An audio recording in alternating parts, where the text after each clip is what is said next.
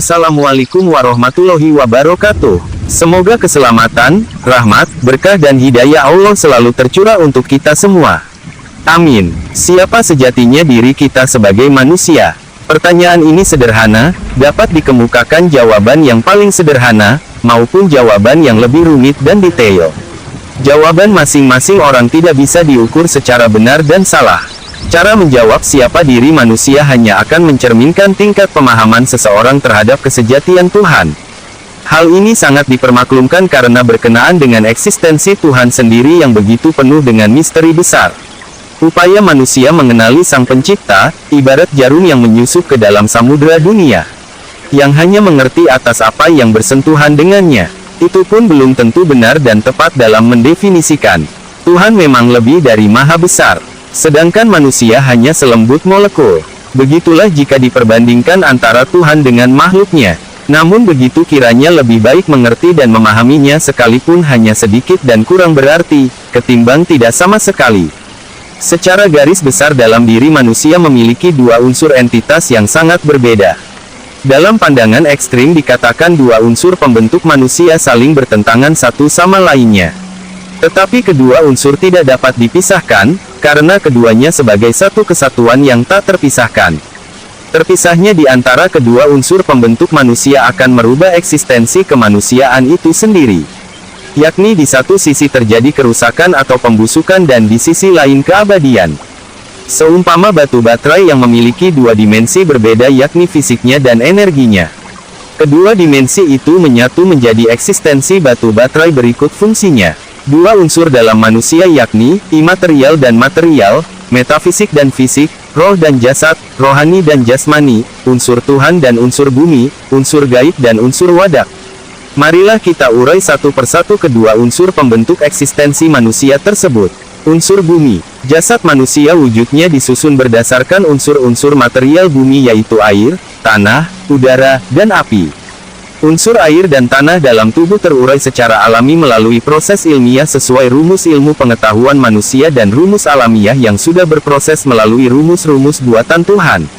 Unsur tanah dan air yang sudah berproses akan berubah bentuk dan wujudnya sebagai bahan baku utama jasad yang terdiri dari 4 unsur yakni, daging, tulang, sumsum dan darah.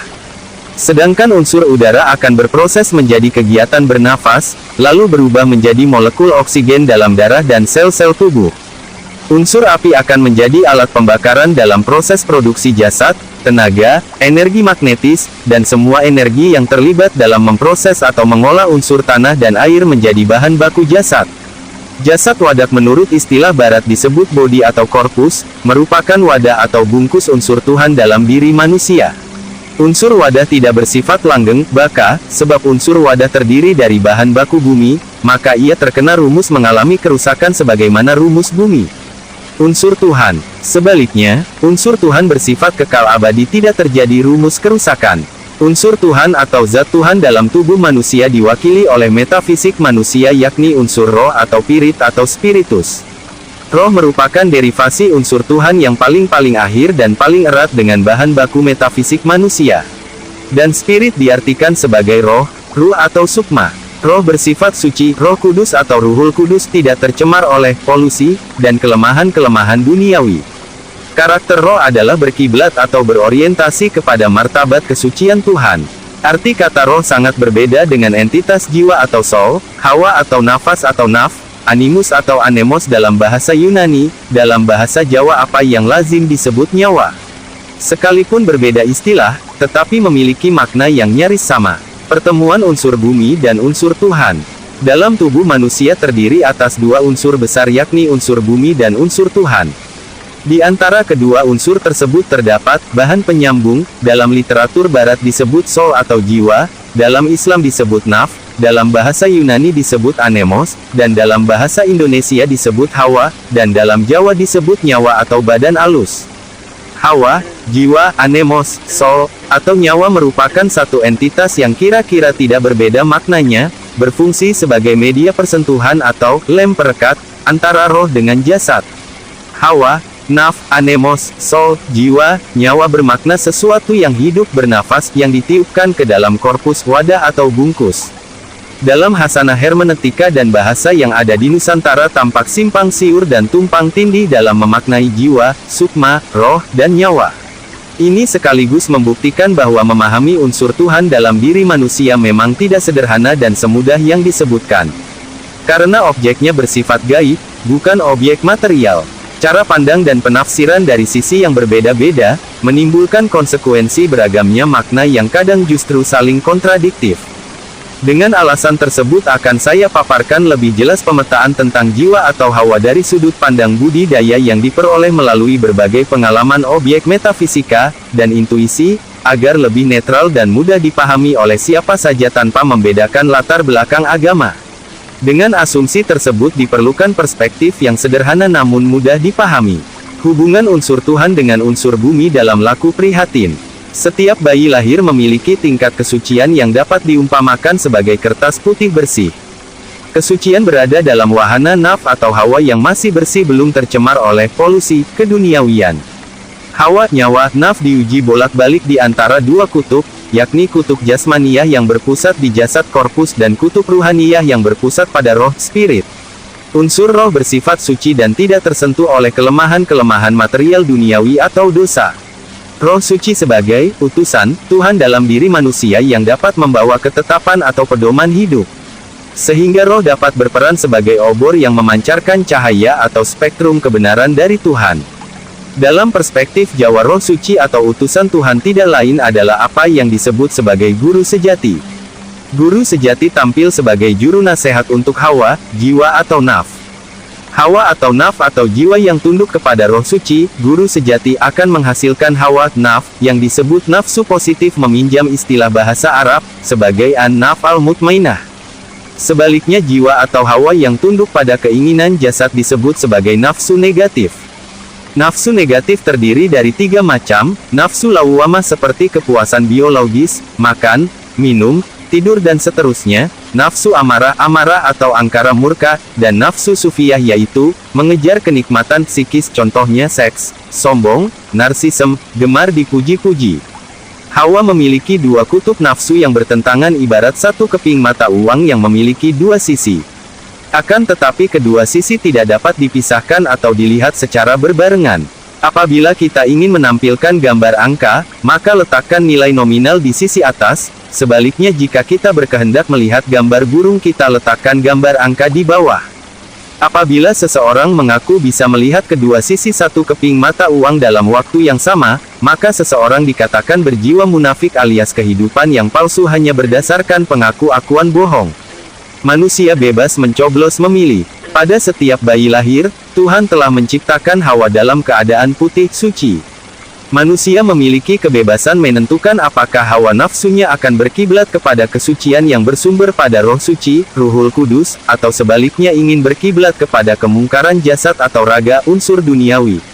Apabila seseorang berkiblat pada kemungkaran akan menjadi seteru Tuhan dan memiliki konsekuensi dosa atau karma atau hukuman yang akan dirasakan kelak setelah di akhirat, atau bisa juga dirasakan sewaktu masih hidup di dunia. Maka peranan semua agama yang ada di muka bumi adalah pendidikan yang ditujukan kepada hawa atau naf atau jiwa manusia agar selalu berkiblat kepada rumus Tuhan atau Qodratullah. Sumber dari ilmu dan rumus Tuhan, Qodratullah, bisa kita temukan dalam perpustakaan atau gudang ilmu yang terdekat dengan diri kita, yakni roh suci atau Ruhul Kudus atau guru sejati atau sukma sejati atau rasa sejati. Kadangkala Tuhan Maha Pemurah menganugerahkan seseorang untuk mendapat bocoran soal akan rahasia ilmu Tuhan melalui pintu hati atau kolbu yang disinari oleh cahaya sejati atau nurullah, yang lazim disebut sebagai ungkapan dari hati nurani. Petunjuk dari Tuhan ini diartikan sebagai wirayat, wahyu, risalah, sasmita gaib, ilham, wisik dan sebagainya. Penundukan roh terhadap hawa nafsu negatif adalah penundukan terhadap segala yang berhubungan dengan material, syahwat, atau kenikmatan ragawi. Dengan kata lain yakni penundukan unsur bumi kepada unsur Tuhan. Dalam ilmu Jawa dikatakan sebagai jiwa yang tunduk pada kareping rasa atau rasa sejati atau kehendak guru sejati atau kehendak Tuhan, serta meredam rasa ningkarep atau kemauan hawa nafsu negatif. Segenap upaya yang mendukung proses penundukan unsur bumi kepada unsur Tuhan dalam hasanah Jawa disebut sebagai laku prihatin. Dengan laku prihatin, seseorang berharap jiwanya tidak dikendalikan oleh keinginan jasad. Maka di dalam hasanah spiritual kejawen, laku prihatin merupakan syarat utama yang harus dilakukan seseorang menggapai tingkatan spiritualitas sejati. Laku prihatin dalam istilah Arab sebagai akobah, yakni jalan terjal mendaki dan sulit, karena seseorang yang menjalani laku prihatin harus membebaskan diri dari perbudakan syahwat dan hawa nafsu yang negatif, di mana ia sebagai sumber kenikmatan keduniawian. Maka apa yang disebut sebagai jihad yang sesungguhnya adalah perang tanding di medan perang dalam kolbu antara nafsu positif dan nafsu negatif. Disebut kemenangan dalam berjihad apabila seseorang telah berhasil menundukkan nafsu negatif dalam dirinya. Laku prihatin dan olah batin, wara, dan amar ma'ruf nahi munkar. Perjalanan spiritual dalam bentuk laku prihatin, mempunyai target membentuk hawa nafsu positif atau nafsu mutmainah. Karena sinaf atau hawa tersebut telah stabil dalam koridor rumus Tuhan kodrat atau kudrah diri, atau dalam bahasa Sanskerta lazimnya disebut sebagai swadharma. Roh yang berada pada tataran pencapaian ini, dalam bahasa Ibrani, ruh disebut sebagai Shekinah yang diturunkan ke dalam kolbu dan berhasil merebut keburukan menjadi kebaikan. Jika hawa tidak berdaya karena kuatnya arus nafsu negatif yang dimasukkan jasad lewat pintu panca indera, maka kepribadian manusia dikuasai oleh milisi kekuatan batin yang diberi nama ego. Ego cenderung berkiblat pada jasad atau duniawi. Maka sudah menjadi tugas hawa atau ID untuk membangkang dari keinginan ego agar supaya membelot kepada kekuatan hawa positif atau super ego.